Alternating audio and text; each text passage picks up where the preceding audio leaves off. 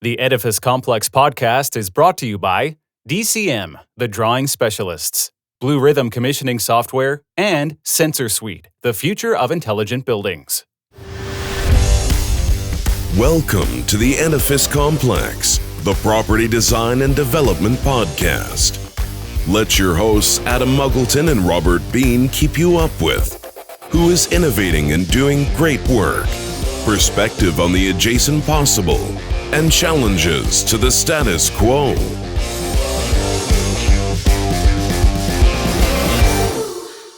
Welcome to the Edifice Complex. I'm Robert Bean, your co-host and unofficial mediator, here with my colleague, official agitator, friend, and Yoda of most everything to do with buildings, Mr. Adam Muggleton. Say hello, Sir Yoda. Hello, Yoda. Okay, so New Zealand again, right? We're starting to get a little popular down there. Our guest is an American-born freelance writer living in Wellington, New Zealand, in between earning his Bachelor of Arts in English and Studies in Journalism, led up to a publication called Rottenomics. He became a machinist as well. In between those two, he provided technical support to the physics department at the University of California in Davis, which we're familiar with, and later at the Institute of Fundamental Sciences, Massey University, also in New Zealand. Welcome to the show, Peter Dyer. Thank you. It's nice to be here. Peter, in October... Thanks for your interest in this. Yeah, you're welcome. In 2019, October, after about 8 years of research work, you wrote on the subject of leaky buildings, which we know a little bit about here in Canada, in a book titled Rottenomics, The Story of New Zealand's Leaky Building Disaster. One of the readers who was doing a review of the book said, in the absence of any sort of official New Zealand inquiry into this financial, social, and infrastructural disaster, then this is the only complete repository of information as the whys and the wherefores of this appalling scandal. Adam and I always like a good scandal. So tell us how you ended up on that one. Well, it's kind of a long story, I guess, but I'll make it as brief as possible. While I was at the Institute of Fundamental Sciences at Massey, I was on a locum. It was a 13-month locum, which means temporary position, filling in for somebody who was on leave. And after that,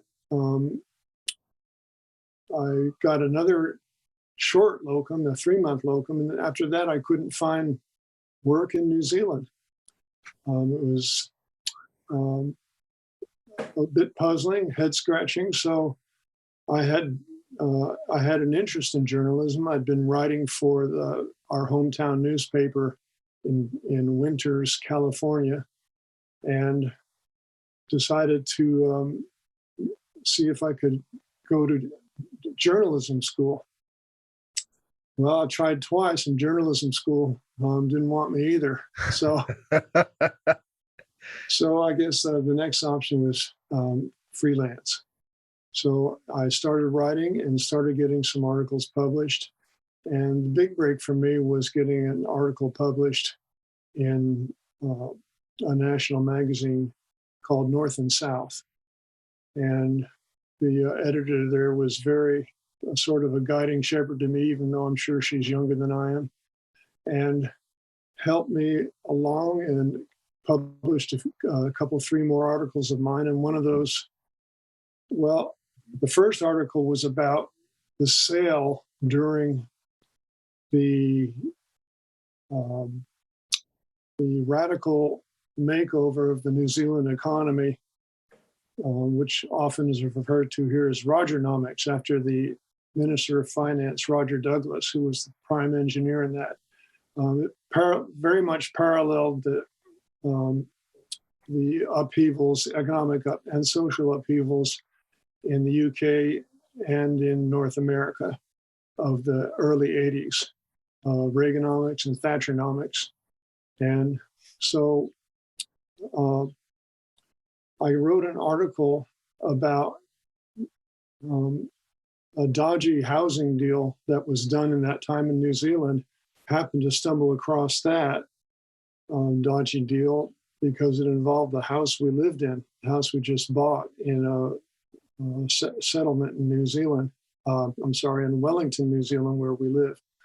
And I thought I'd see if North and South was interested in this article, and they were. And then fast forward, in exchange with the editor, she suggested I write something about leaky buildings. And I said, I'd love to do that. So I did. I wrote an article, and I got so interested in the article, it was published, that I couldn't stop looking into it. And fast forward a few years, my book Rottenomics was published. So how many friends did you make along the way when you were digging into that story? Actually, I don't know about friends, but I met quite a few who were quite keen to talk to me about it. People in industry, people who lived in these awful places. I didn't really have, I see what you're getting at. I didn't really have too many confrontations or challenges with anybody. It was mostly people who just were glad that they had a chance to tell a story. Yeah. I was listening to one of your YouTube videos where you were doing some summary of the book, and one of the messages that I sort of got out of this, there was people who were reluctant to give you information that was public knowledge, that they were holding back. Oh yeah, well that would be people in government, and no surprise there. no surprise there. I guess the biggest example of that was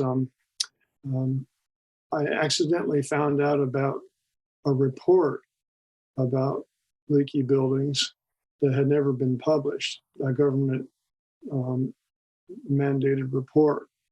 And wind back a few years, there was a government report published in 2008. And that one was made public and official and all that. And I talked to some of the people who were involved in that report and found out that the data, the final data in the report had been edited, so to speak, by the government once it had been handed into the government. And the figures had been edited.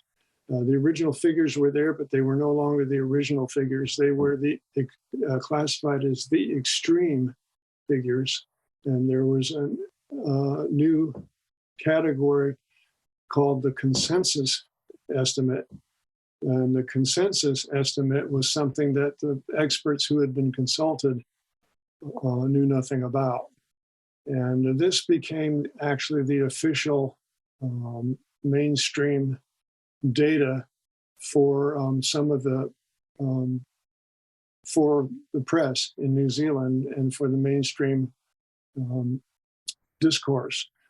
So that was interesting enough to find out. And then somewhere along the way, at a party at a friend's house, I was talking about this with a friend, and he said, "Oh, well, there's another report."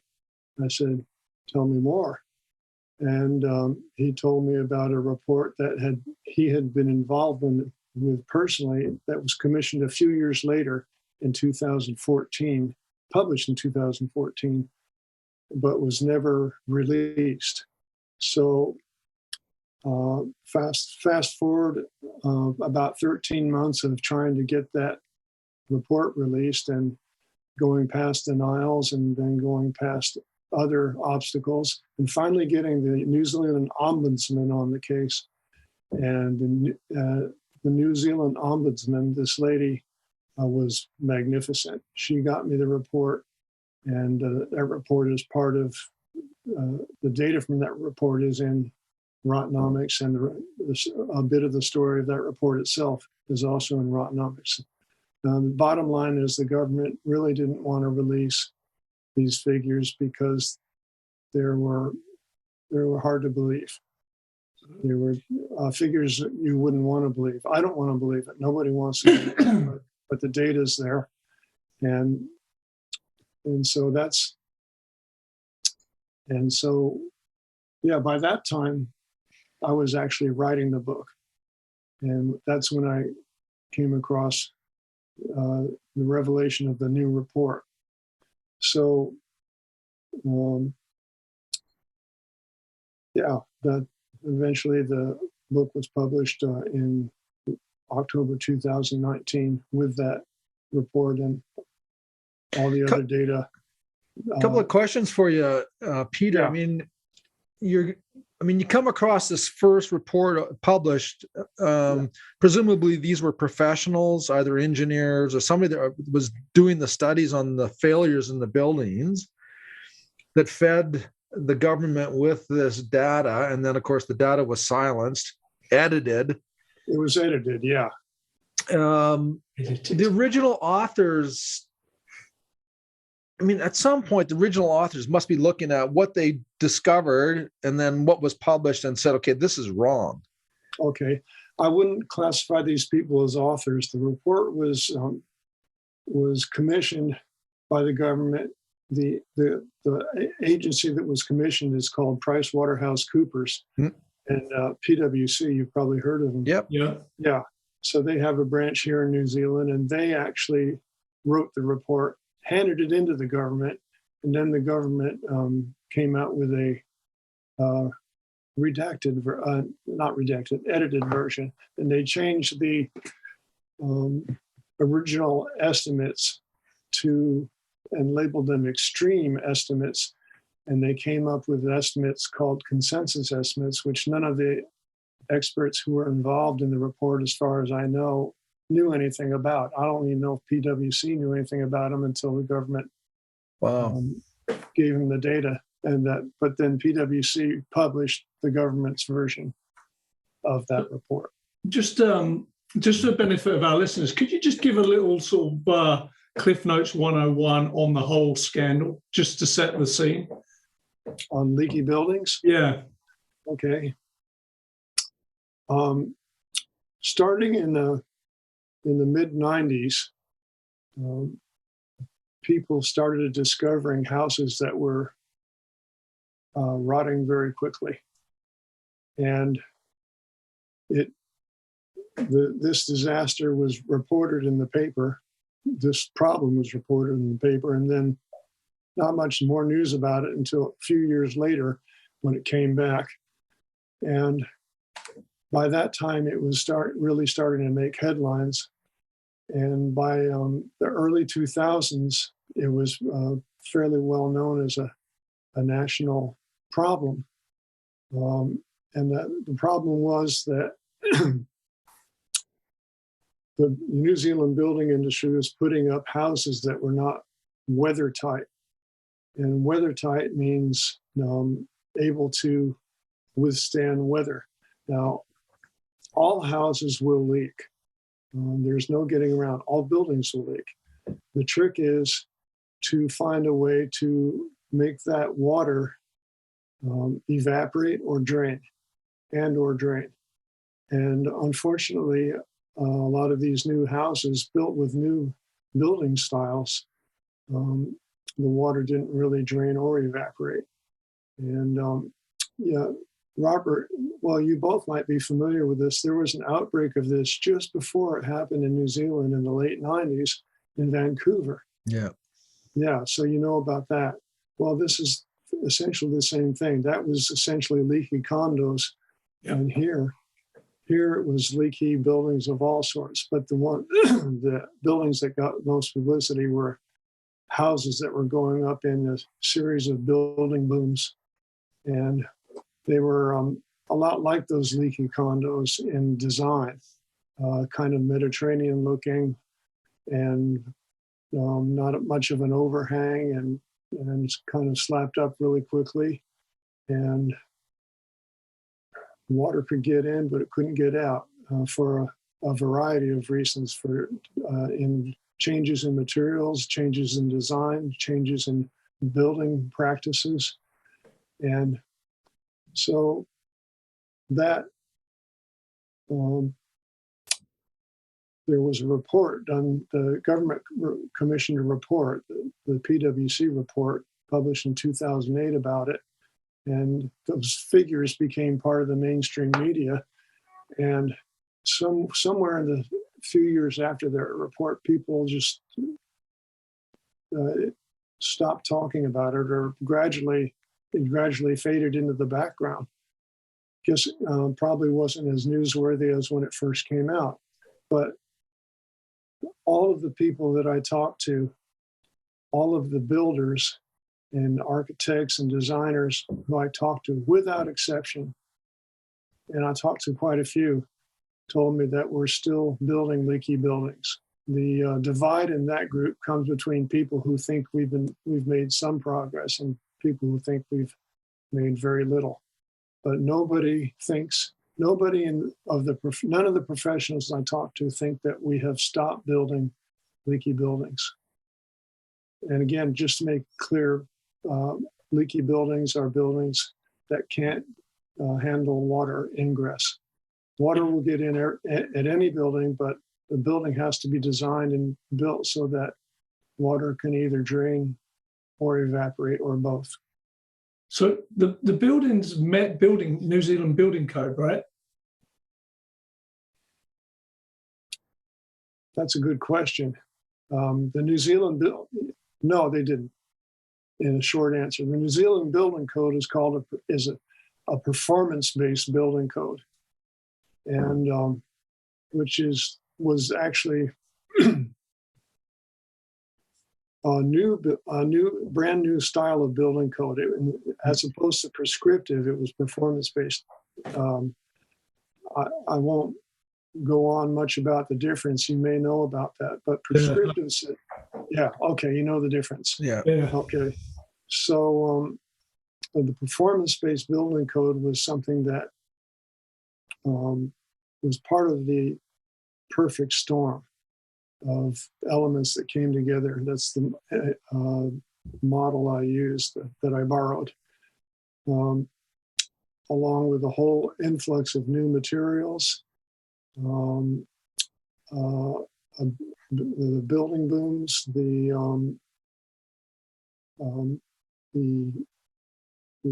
progressive loss of industrial skills that happened in New Zealand during the era of Rottenomics, in large part due to the loss of union training, as the unions were essentially paid to in 1991.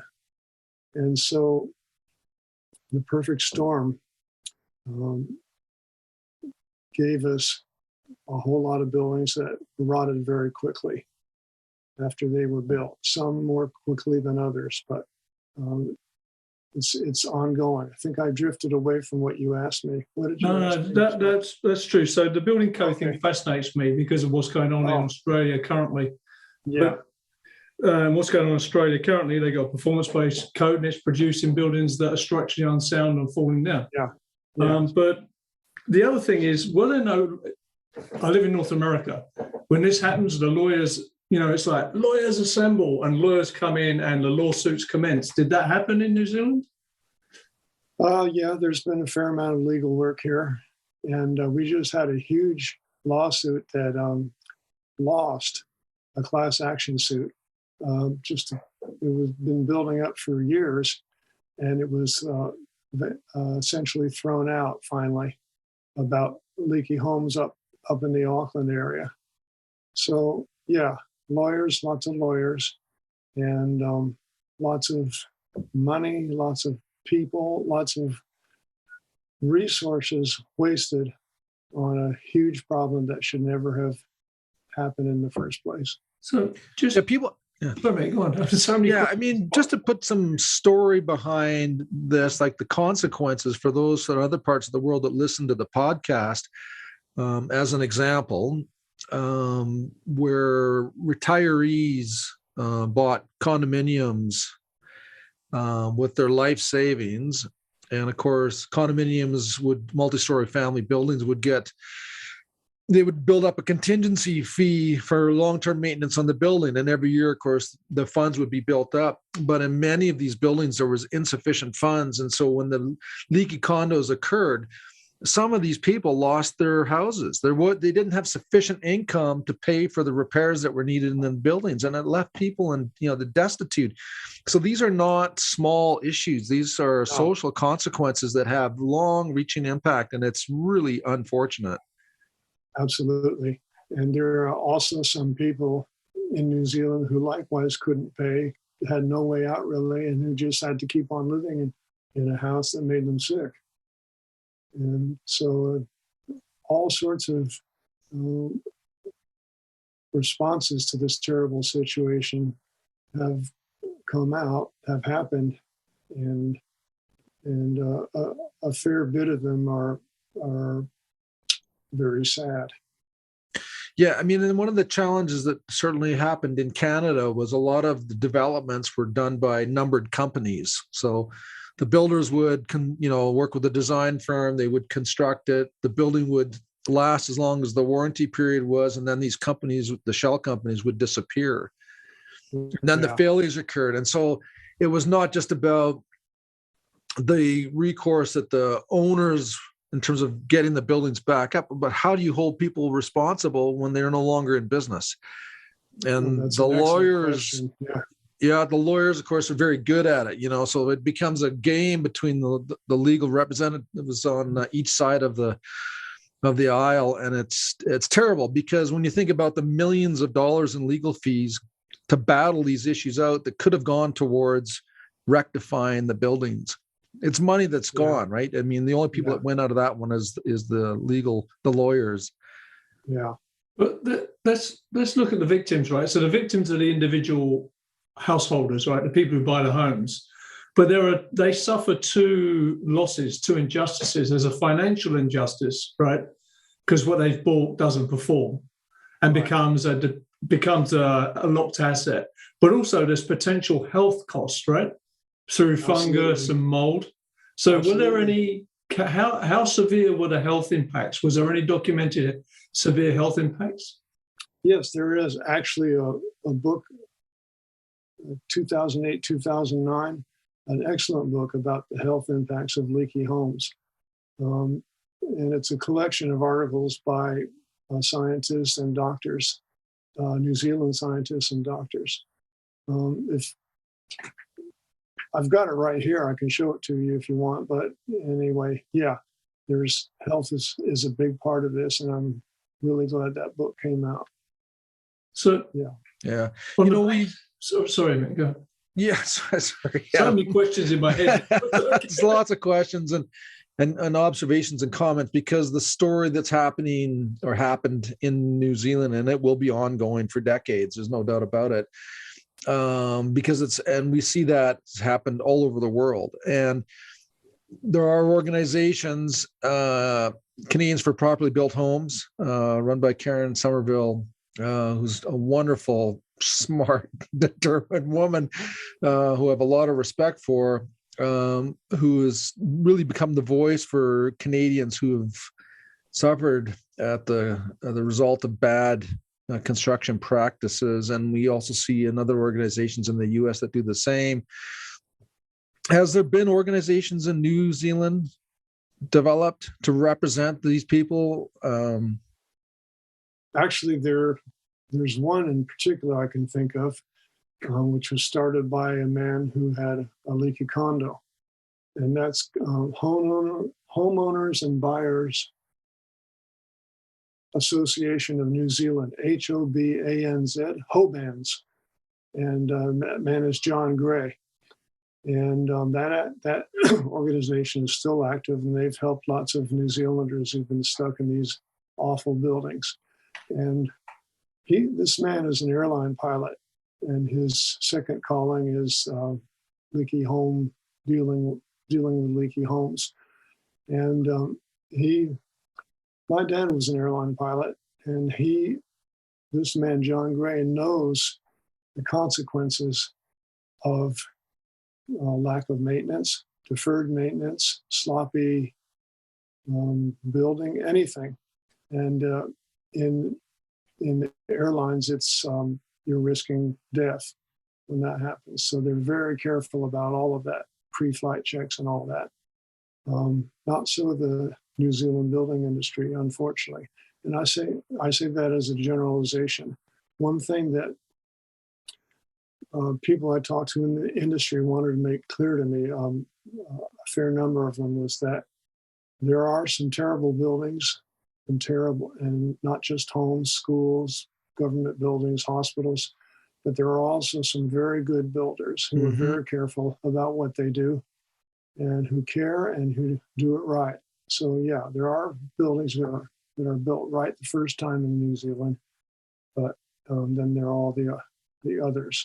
It's interesting you say that, because that rings true here as well. That the Canadian home building industry and the Home Building Association, which is nationwide, comprised of provincial divisions, if you will, have programs, and particularly in British Columbia, that came out of the Leaky condo crisis, when the BC government and the BC Home Builders Association said, we are better than this. We need to raise the bar, and it was the good builders that stepped up and said, we're getting tainted with a brush that doesn't apply to us.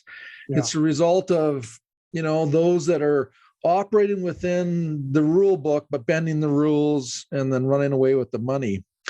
And I think, so I'm glad to hear you say that, because there are, in most countries that we our podcast is listened to, there are good builders and there are good architects and there's good engineers, but there is, like any other profession, as we're finding out with COVID, there is within every profession really bad actors.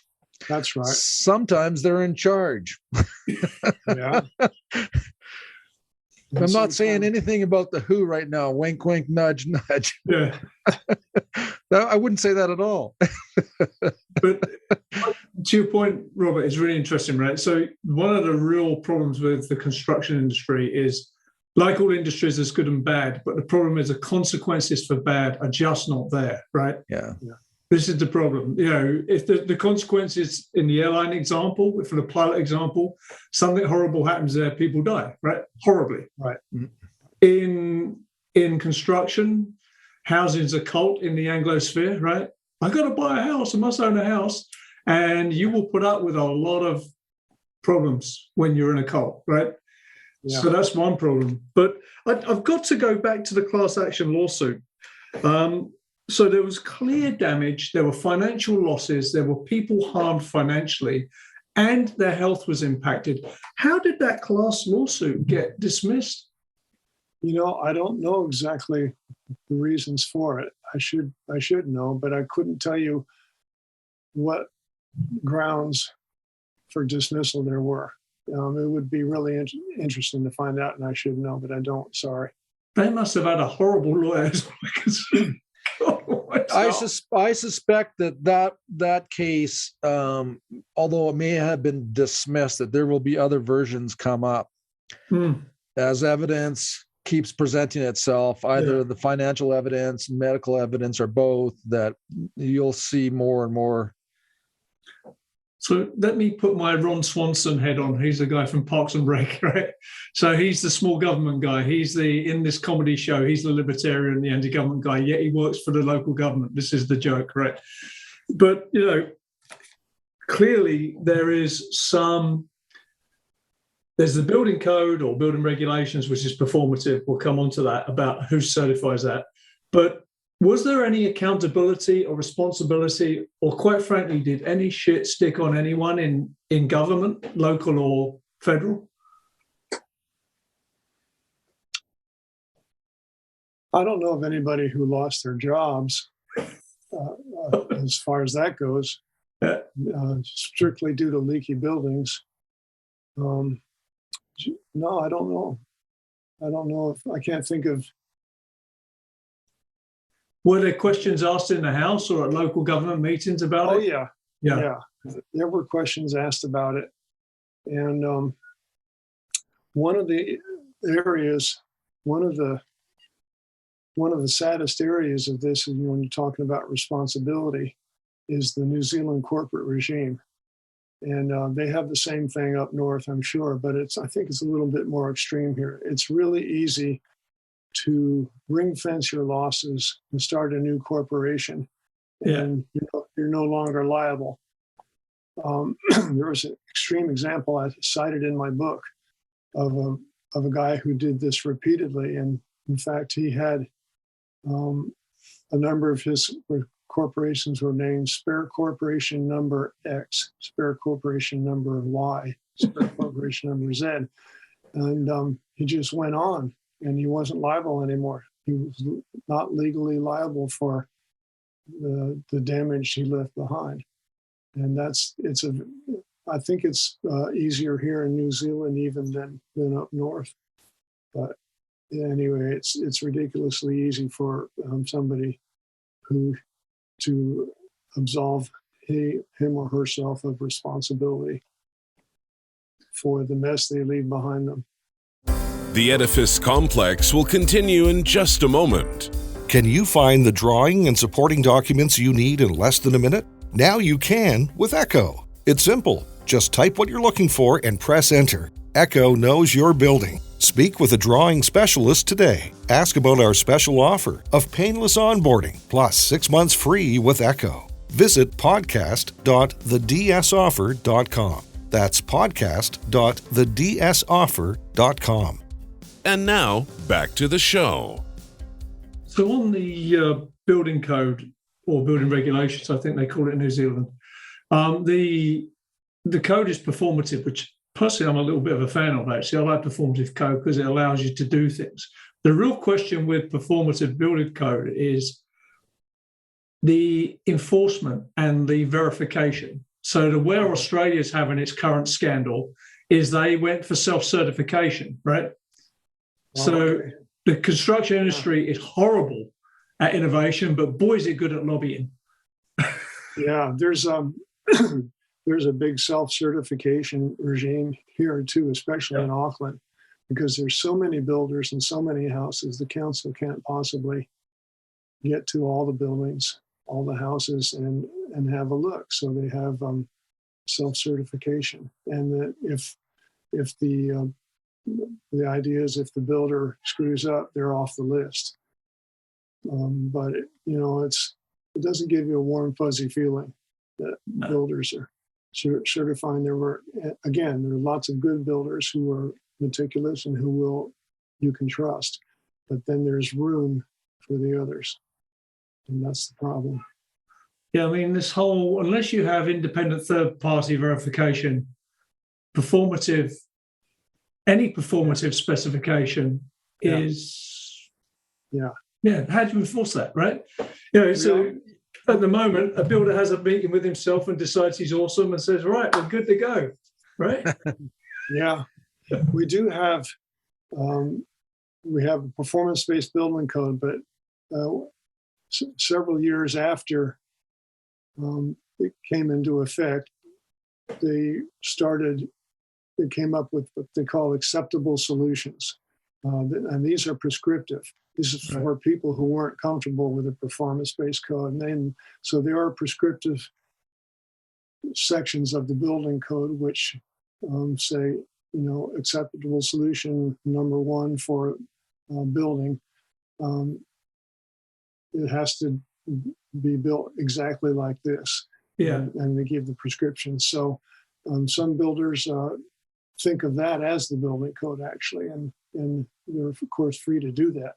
But actually, it's still overall a performance-based building code. So it's you either choose a performance approach or a prescriptive approach, or probably sometimes there's a mixture.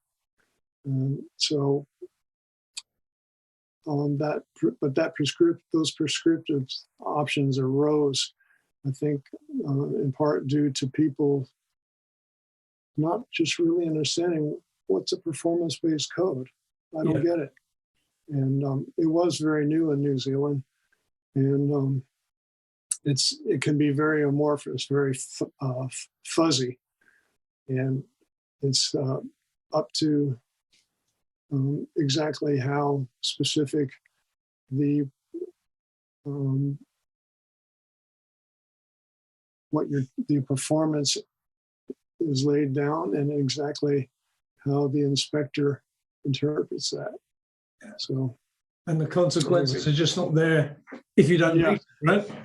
and there were so many problems with that. And Yeah. and one thing, when it first came out, the performance-based building code, the government, it came out with what I'm sure you're familiar with the phrase unfunded mandate. And so it was an entirely new, entirely foreign set of building controls that nobody knew anything about. And the government said, here it is, in 6 months, we're going to go to this.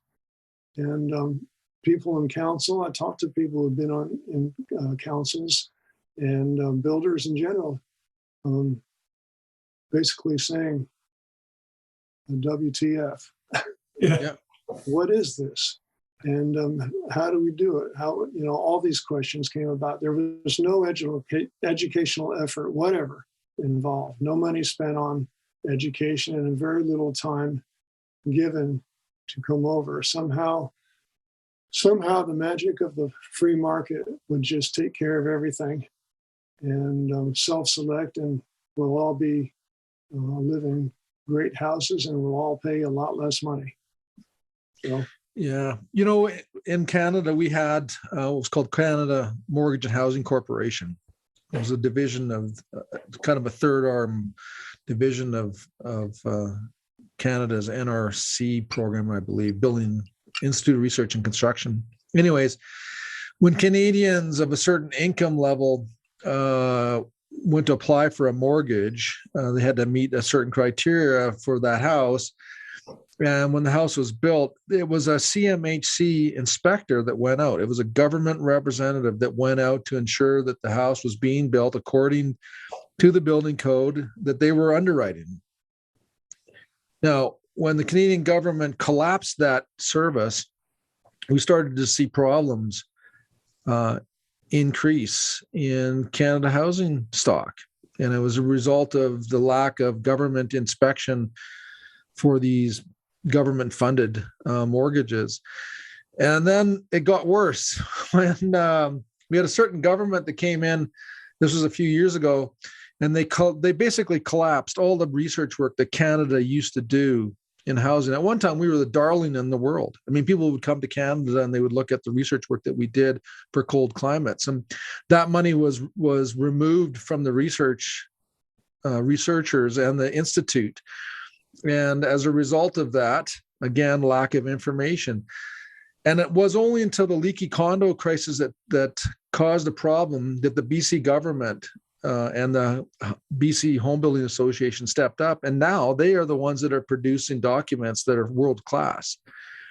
And unfortunately, that in between the time when someone steps up and someone has stepped away or stepped down or got fired or whatever the cause was, you have society that becomes the victims. Yeah.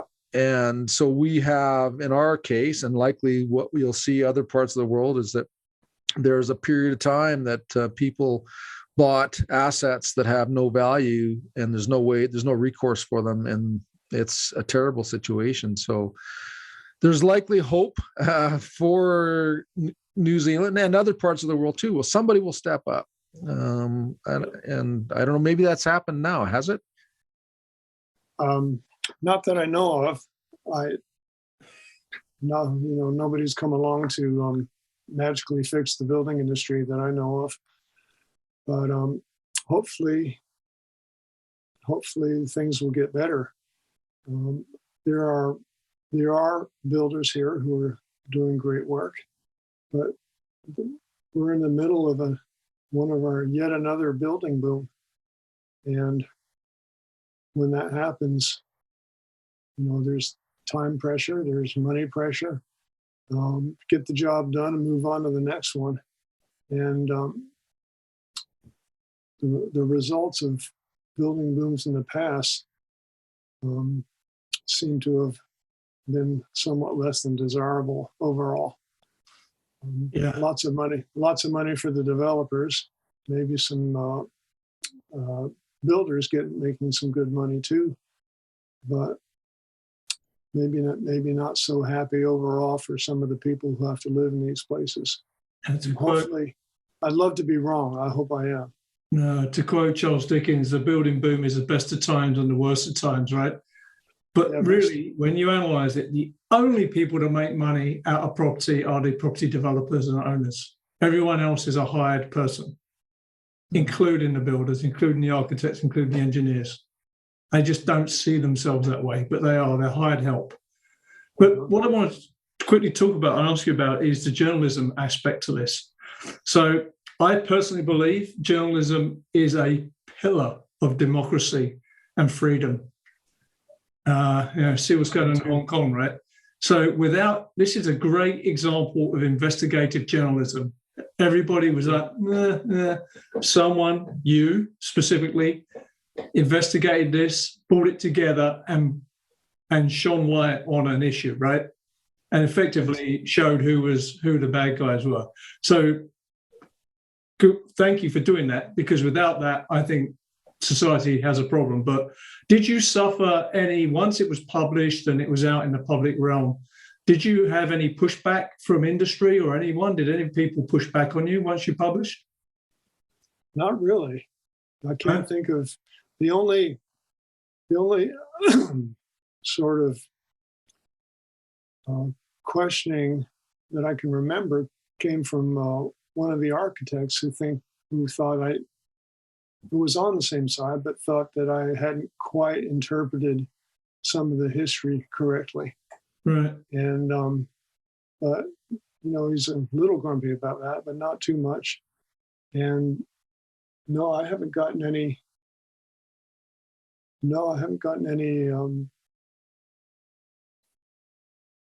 Threats or anything like that. No nasty grams.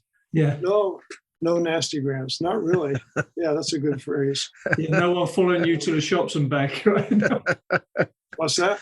No one following you when you do your shopping and pick your wife up. No. That was my old trick. No. Nobody following me that I know of. And if there are people following me, I don't know about it. So I'm happy. So this is interesting. I don't think I'm nearly important enough figure to be for people to do that. So there are two ways. When you publish something like Rottenomics, there's two ways to deal with it. You ignore it and you don't give it oxygen, so it sort of goes away, or you attack it viciously and bury it, right? And they've obviously gone with it. Let's just ignore it and see what happens. But it stands as a record, right? So if you as an American, you could ask your senator to read it into the congressional record as a record of what happened. Is there a way of doing that in New Zealand? Is there any way to get it on the record officially at government level? I have no idea. I guess it might be interesting to find out about that. Don't know. No, it's just a thought, right? Because now and again, when egregious things happen in states, I follow American politics a lot because two of my kids are American, so I sort of have an interest in it. And when some egregious things happen like this, some brave senators sometimes read things into the record so that they're there, right? I can remember that, yeah. It can't get buried, Yeah. But, we live in Canada and New Zealand, are sort of Westminster parliamentary democracies. I don't know if that exists there. Yeah, it's a parliamentary democracy here as well. Yeah, I know. Right. I just like bad things should not get buried and bad actors should be identified. So for me, it's about making sure the lights are on and showing what's going on, right? And that's why I wanted to do this interview with you, to be a small part of that. Well, thank you. I agree. But really, there are people who are doing work here along those lines who are much more likely to incur that kind of situation than I am. All I've called out is mainly government figures from the past, a few in the present, but the closest I got to doing that was the issue with the second report, where the government said, well, first they said there is no such report, and then they said, well, we can't release it to you. And then finally the ombudsman said, yes, you will. You'll release it to them. And it took 14 months. Wow. So, but those, I haven't really, in my book, really called up any personally on the line that I know of. That really wasn't my goal. Yeah. My goal was to more examine the forces behind it and the philosophy and just what made people in government and industry decide to pursue this particular course. And a lot of it was, and especially in industry, a lot of it was self-interest, of course. But I don't know if anybody had any motivation more than good old-fashioned, fair amount of good old-fashioned greed. And I haven't run into much of the darker side that you're talking about, cover-ups like that. It's almost frustrating sometimes not to, because sometimes here it's not necessary. Cover-ups aren't necessary because people just lose interest. Yeah. So you're there waving the flag saying, "Hey, look at this," and people go, "Yeah." Yeah. What's for dinner? What's on the telly? Yeah. Yeah. So, but that's a little bit unfair. I got a lot of good response from people especially from people who've been directly affected by that, and that meant the world to me. So, when people come back and listen to this episode, we are in the third year of a global pandemic, and many of the underlying DNA of your book has applications on a much more macro scale with managing COVID. And, there are a number of groups who are strongly populated by scientists that have understood the root of the problem going back to 2019, that have been as vocal as they possibly can and being ignored by government and by organizations like the WHO and people within the WHO who made statements early on and then have since changed those statements. But now, after 2 years, it's been too late. Consequence has been millions of people have died and countless others have become ill. But if it wasn't for these voices, like your voice in New Zealand and like these voices around the world, we would not be as aware of the problems that we have. And I don't, Adam, you have a great philosophy on some of this stuff, but I don't know, like on a macro scale, how does the global society become, we're aware of these issues, but how do we address it? Where's the correction, or where's the steps for correction where we can see that we're actually improving as opposed to going down the toilet? Because that's really what we see now. And it doesn't matter whether it's Peter's book in New Zealand or the pandemic that we have now. I mean, the greatest untapped power in the world is aggregate consumer demand. So if you don't believe me, everyone had a BlackBerry once, right till Steve Jobs brought out the iPhone. And the consumers went, "You know what, BlackBerry, I think we're done." Gone, right? One day, consumers will break out of the cult of home ownership and rebel against the horrible products that are given to them in housing, right? But there's two parts to this in housing. One is consumers have to rebel and go on strike. And two, governments, local and national, have to enable buildings to be built. There needs to be more buildings. They need to be built better, quicker and faster, right? Quicker and faster, same thing. But there's two parts to it.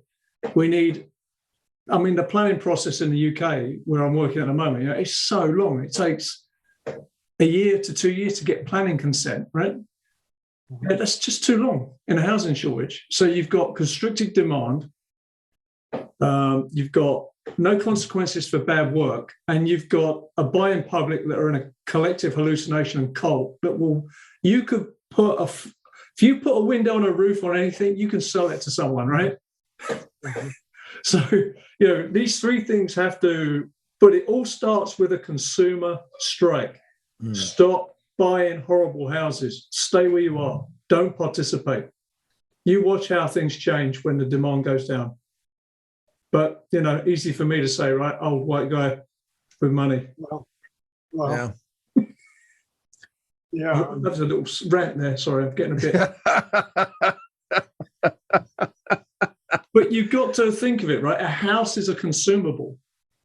You don't buy your car and expect it to go up in money, right? And you buy your car and you expect it to start every time. You know what? My car starts every time. It could be minus 30 outside like it is now.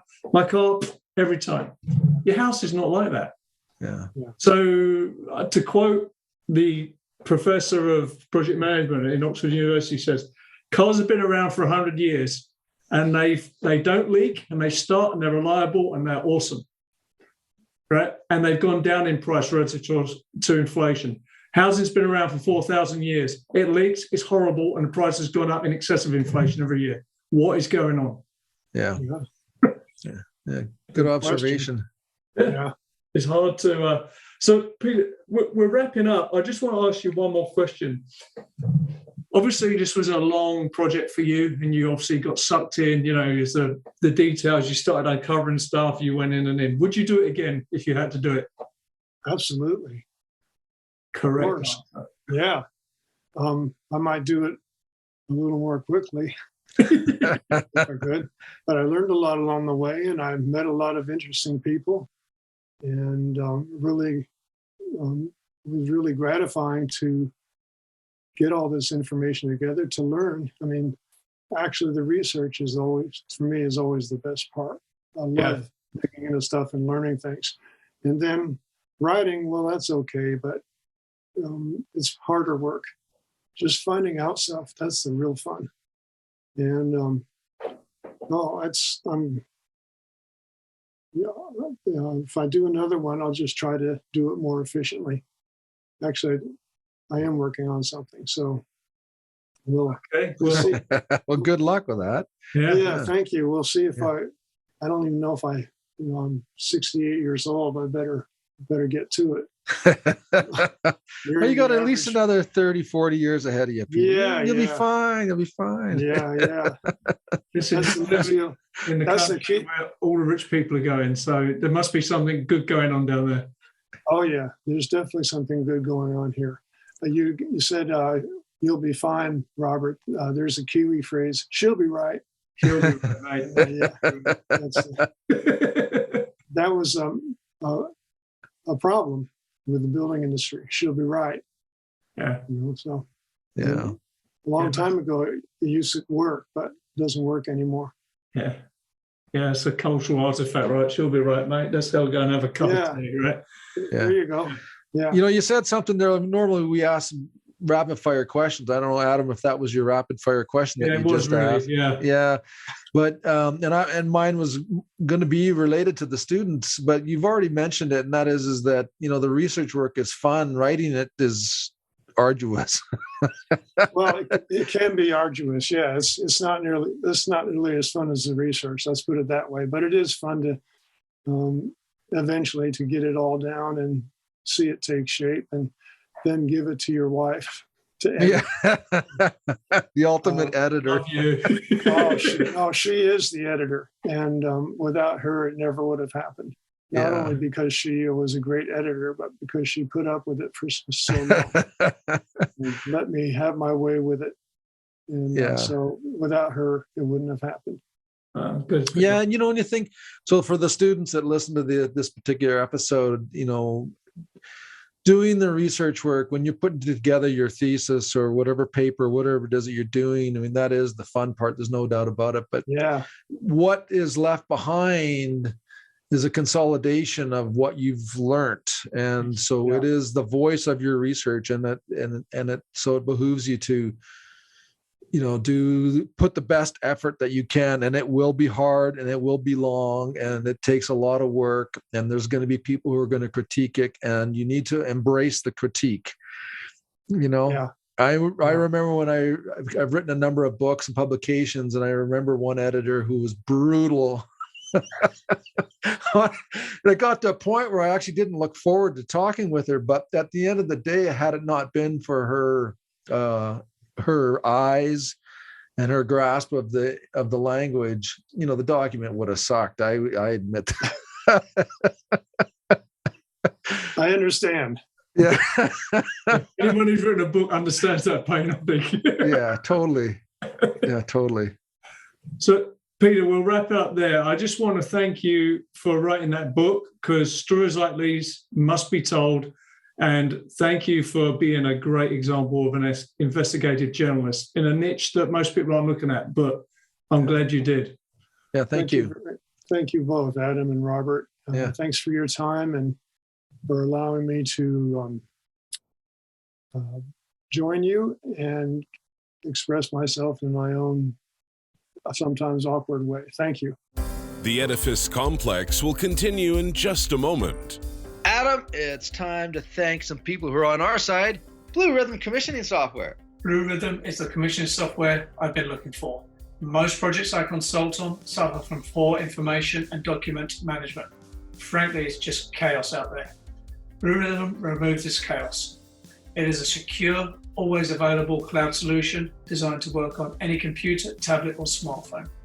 Their Android and iOS apps allow seamless transition between online and offline work.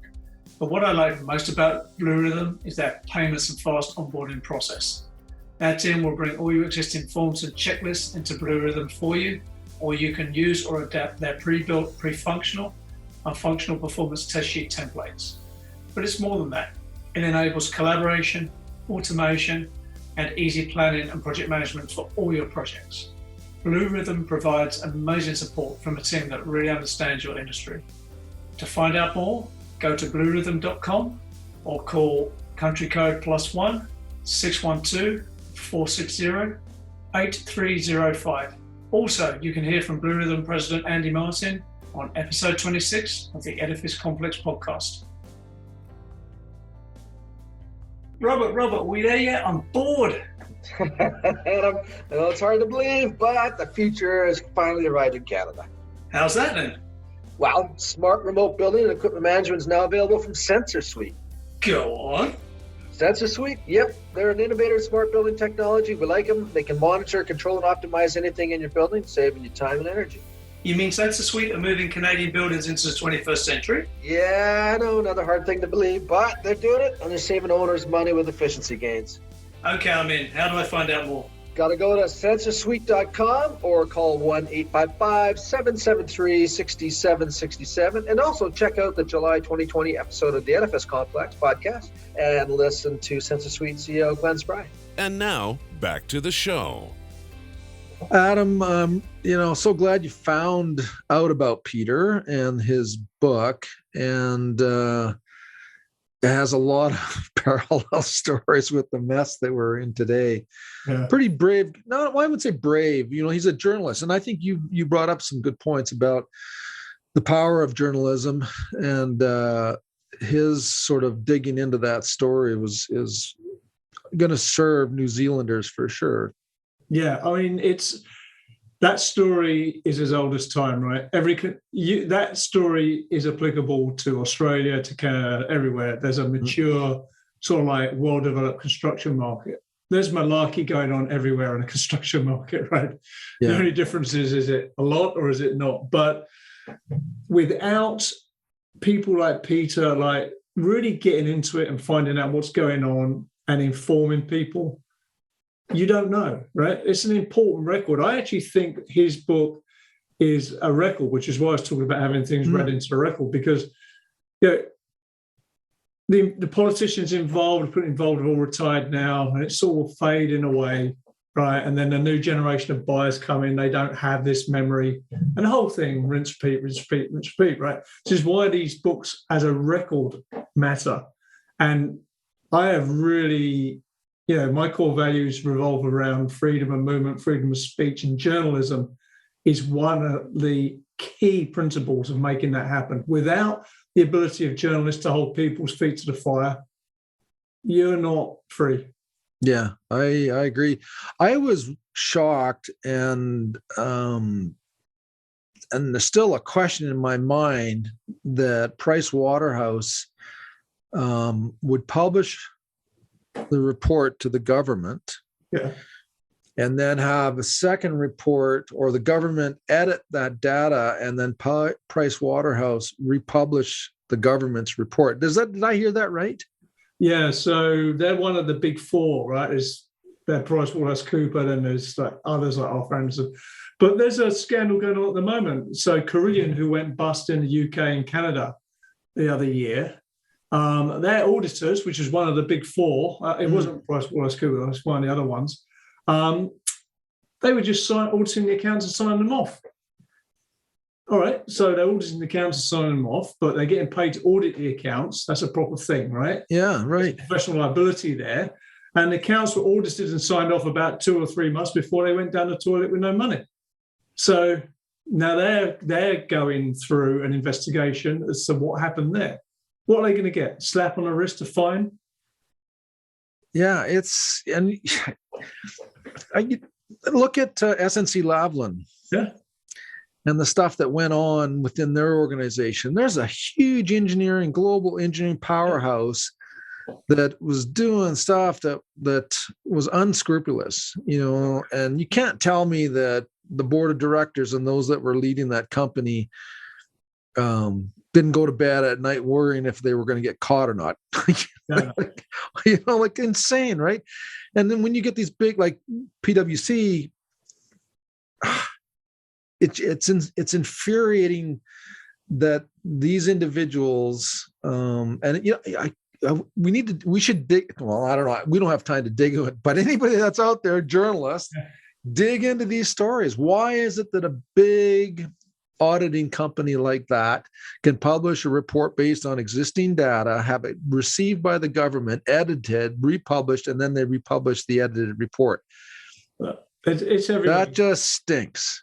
There's 2 journalists on the Globe and Mail. I can't remember their names, but they're doing sort of similar great work. So, the sacred cow that is the P3 or PPP procurement system in Ontario. So Infrastructure Ontario procure all our hospitals through the P3 process, right? Yeah.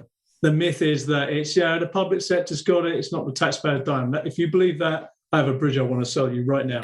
Right. Yeah. But anyway, that aside, there was one project, St Michael's Hospital, and it was just mired in corruption, cronyism, backhanders. The job, it had to be bailed out. The taxpayer had to bail it out, or Infrastructure Ontario, which is the taxpayer sort of indirectly, had to bail it out to millions of dollars. Court cases going on, people possibly going to jail. The only way that came out was for investigative journalism. Mm-hmm. Right. So if you're a student coming into this business, you should know there's lots of mischief and corruption and cronyism. And that exists in every business. Right? Yeah, it's right. But you want to be in the business where when it is found and discovered, something happens. You don't just have a game of golf and a steak and a glass of beer and everything's all right miraculously. Right. Yeah. That's the problem with our business. The consequences are just not there. Yeah.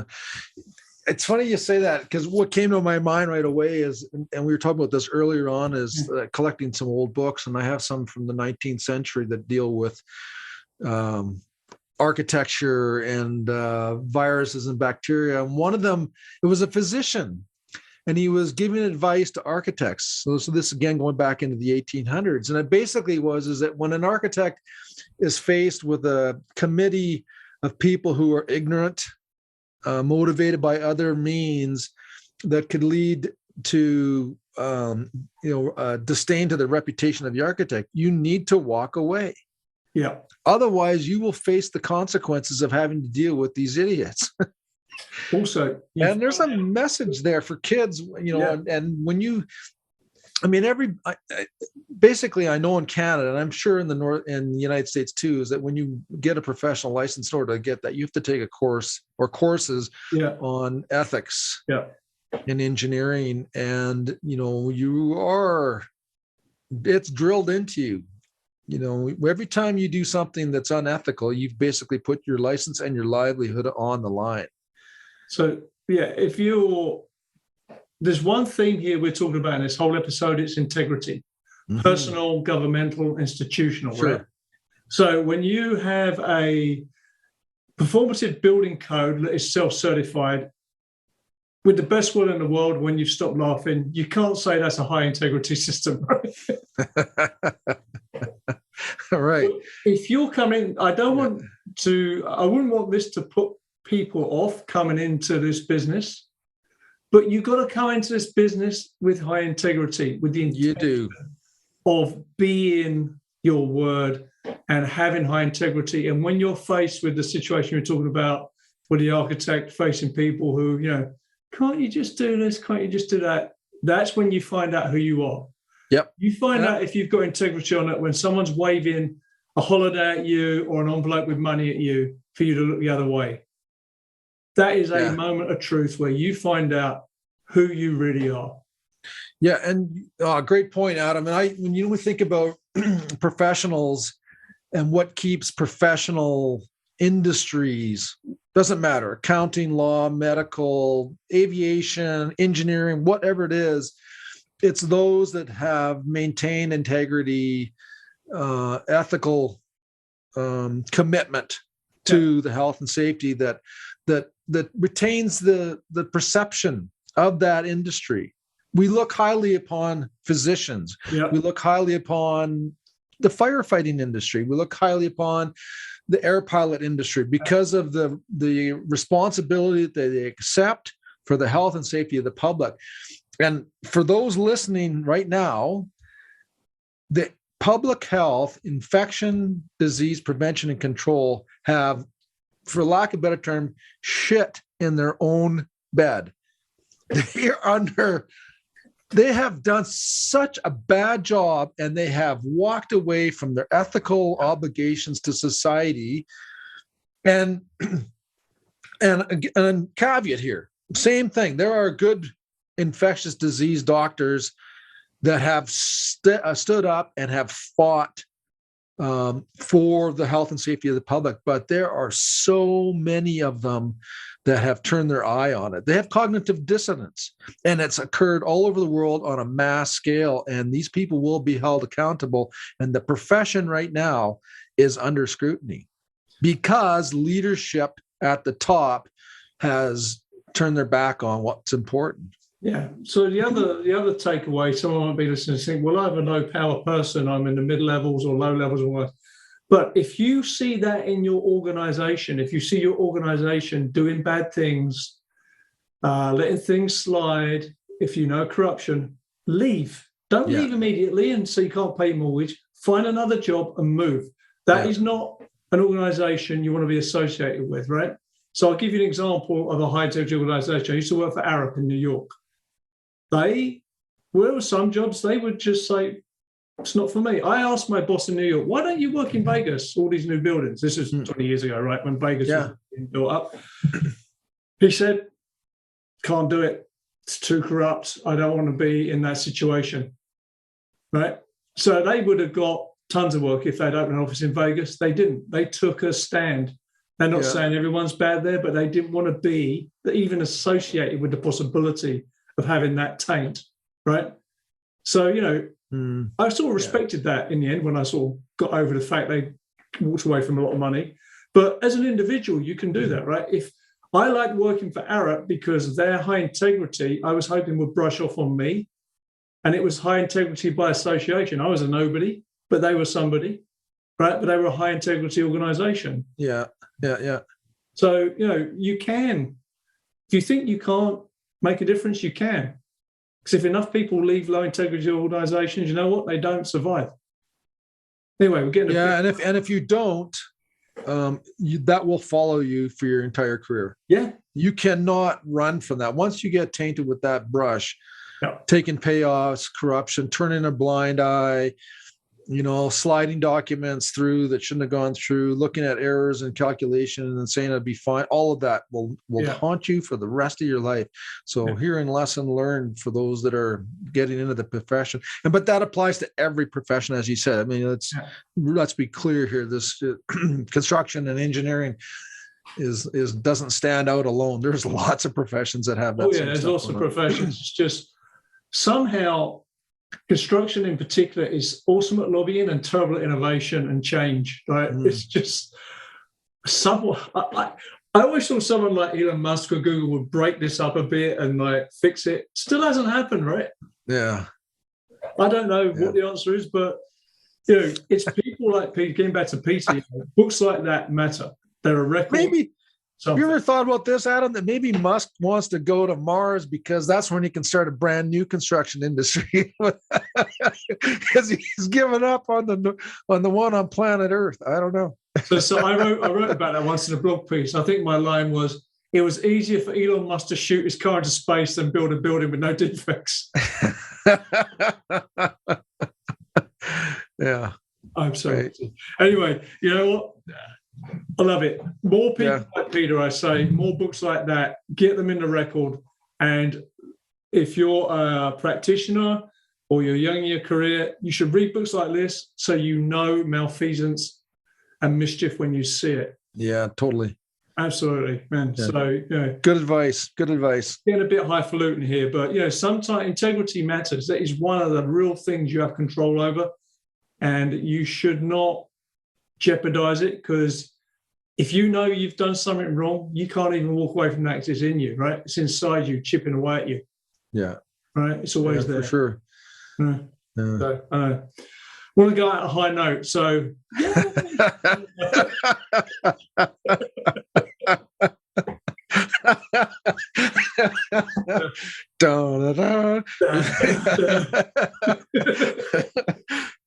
all right, man. I'll see you on the next one. All right. Cheers, bud.